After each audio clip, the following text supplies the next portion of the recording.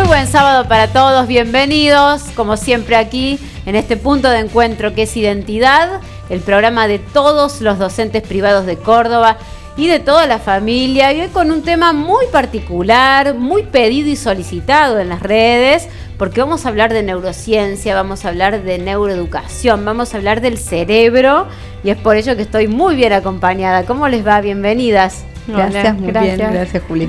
Bueno, gracias a ustedes, las voy a presentar. Me acompañan hoy Marianela Ciraldo, que es licenciada en Psicología y es especialista en neuroeducación. Y también me acompaña María de la Paz Escribano, que es neuróloga cognitiva.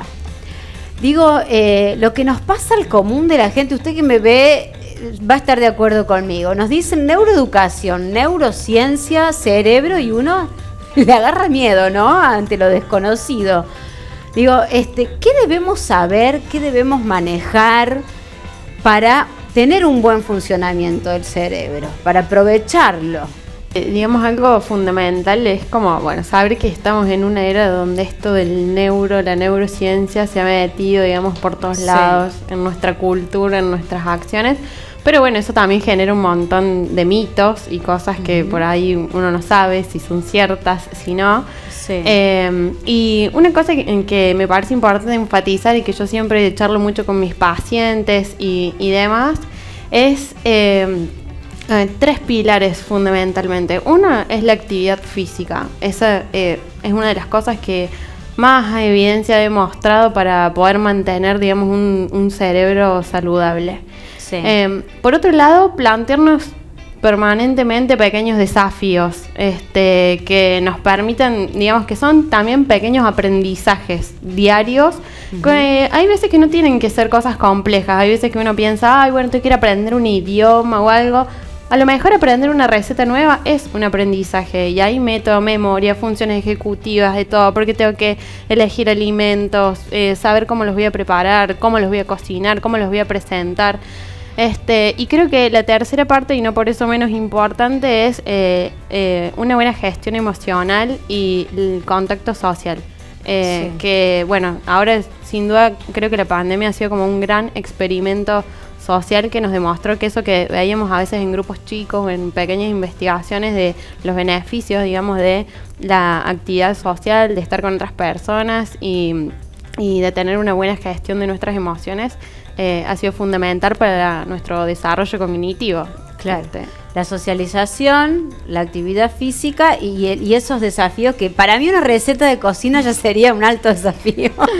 Así que me siento contenta con el ejemplo. ¿Es verdad, digo, esto de que decimos de que usamos solamente una partecita del cerebro o es parte de los mitos? No, es parte de los mitos. De hecho, el tema de los neuromitos es algo que está súper estudiado y sobre todo a lo largo de los docentes y de los estudiantes. Y el que está más arraigado, el que presenta más porcentaje siempre es esto de que usamos el 10% del cerebro. Sí. Para que nos demos una idea, el cerebro, digamos, consume alrededor del 20% de toda la energía corporal y representa el 2% del peso corporal, con lo cual, digamos, ningún organismo le dedicaría tanto a una parte que solamente usara su 10%. O sea, ya eso es como una cosa importante de saber. Pero por otro lado, para cada vez que actualmente a través de la neuroimagen funcional, que son todas estas imágenes del cerebro con colorcitos y demás que aparecen, se han detectado que en realidad en cualquier procedimiento que llevamos a cabo se activan múltiples áreas de los dos hemisferios, porque también está esto que un hemisferio sirve para una cosa y el otro para la otra, y por supuesto que hay algunas funciones que sí están lateralizadas, pero en general usamos todo nuestro cerebro para casi todas las cosas. Usamos todo el cerebro. Digo, pensando un poco, Marianela, en la neuroeducación, ¿no? Y en qué es la neuroeducación. ¿Cómo se aplica la neurociencia a la educación? Bueno, un poco lo que decía María de la Paz en relación a que es bastante novedosa la neurociencia con el desarrollo tecnológico que nos permite entender cómo funciona nuestro cerebro a través de estas imágenes y demás. También se ha estudiado cómo funciona el cerebro en el proceso de aprendizaje. Un poco esto que explicaba, ¿no? Qué áreas se activan, qué otras no, y cómo funciona este entramado neuronal. Básicamente aprender tiene que ver con reforzar un entramado neuronal o construir uno nuevo. Es decir, este caminito que hace que yo sepa que para tomar el vaso o para escribir tengo que hacer este mecanismo, generó una huella en nuestro cerebro, y sostenerla y aprenderla y modificarla, ese es el proceso de aprendizaje. Ahora, así funciona. Bueno, ¿qué cosas puedo hacer para optimizar ese proceso? ¿De qué manera? Un poco también lo que decía María de la Paz, la actividad física, el tipo de alimentación que mantengo, cómo en el mismo proceso de aprender implico y trabajo a través de las emociones. Todo este combo hace que optimicemos el funcionamiento de nuestro cerebro mientras aprendemos. Digo, pienso en la tecnología, muy presente en la pandemia, ¿no? Fundamental, permitió continuar con la educación, pero presente desde hace mucho tiempo, ¿no? Las pantallas y la tecnología. ¿Cómo afecta esto a nuestro cerebro? ¿Cuándo hay que tomarlo como algo nocivo, como un llamado de atención de tantas horas frente a pantalla? ¿Y qué es lo que está bien y lo permitido? Bueno, ahí creo que los límites son bastante diferentes de acuerdo a las edades y a las necesidades.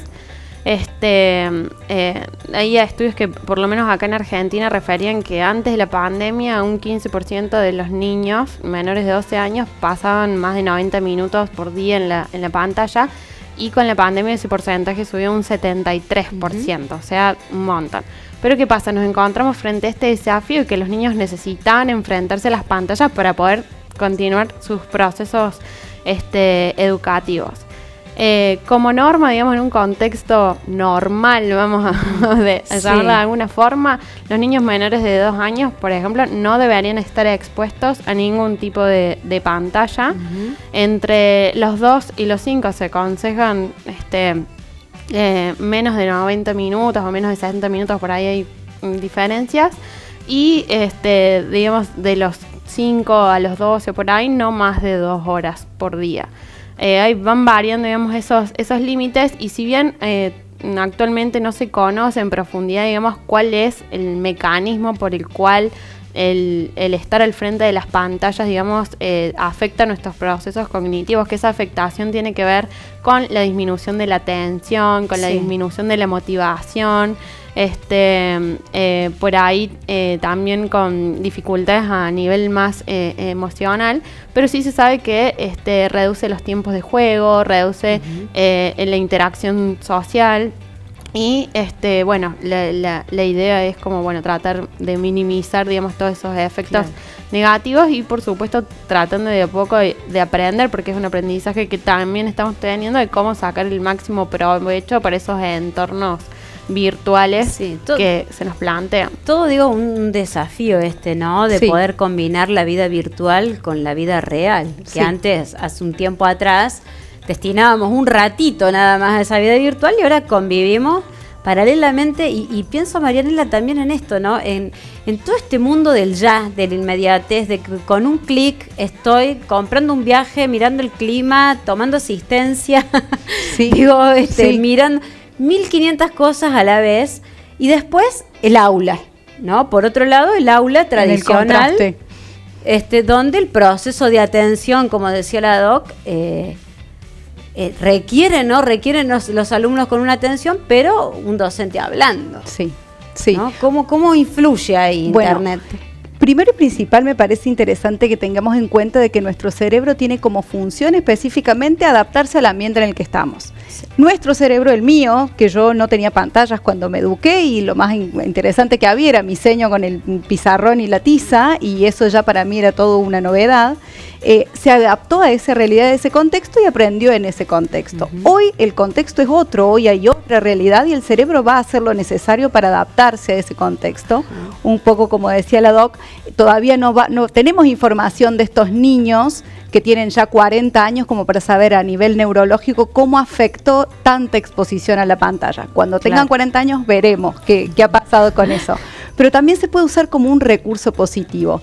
El aula es fundamental porque el aula puede aportar la implicación del cuerpo y de tocar y de estar presentes y de estar con otros, y la pantalla puede facilitar para acceder a información que yo no arribo tan Simplemente, si yo, comidas del mundo, puedo preparar en el aula o que me enseñen a amasar pan y entonces sé lo que es estar en contacto con harina, con agua, el horneado y el proceso, y a través de una pantalla puedo aprender a cocinar otro tipo de alimentación. Ya pasó por mi cuerpo, ya hay un recorrido, ya hay un registro y amplío con lo que me puede ofrecer la tecnología, por ejemplo. Complemento. Absolutamente. Un complemento.